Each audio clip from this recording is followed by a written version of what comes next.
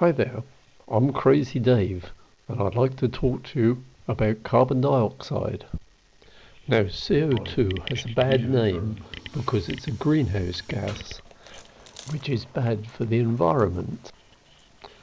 Now, carbon dioxide that is used in fire extinguishers has no impact on the environment whatsoever because it has already been produced from breweries in the brewing process or from various chemical industries that make CO2 as a byproduct.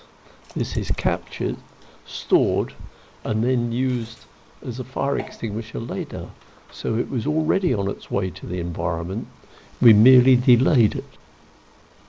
CO2 is stored under pressure as a liquid, but very easily turns to gas when released to atmosphere. Are you running? When warm water is added to dry ice, you can see the rapid expansion.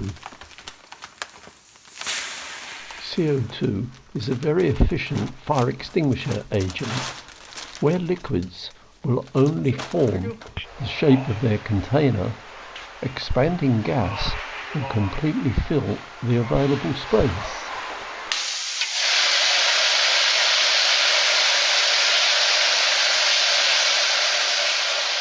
CO2 extinguishes fire by diluting the atmosphere, so there is not sufficient oxygen to support combustion.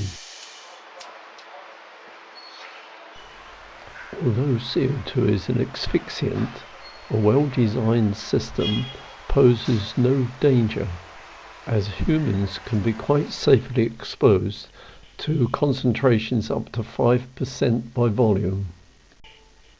CO2 has a long history. It was first changed from a gas to a liquid by compression by Humphrey Davis and Michael Faraday back in 1823. As can be seen from this machine shop security camera footage, Firetrace CO2 systems are very quick and clean and leave no residue. This food quality CO2 gas is the same stuff that goes hiss when you open a Coke can and puts the froth on the top of your beer.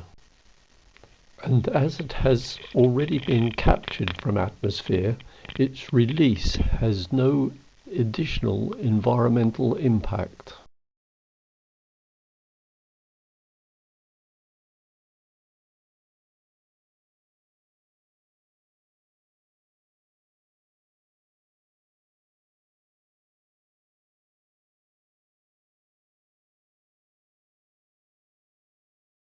In the design quantities required for CNC machines, it's quite safe to discharge in the presence of personnel.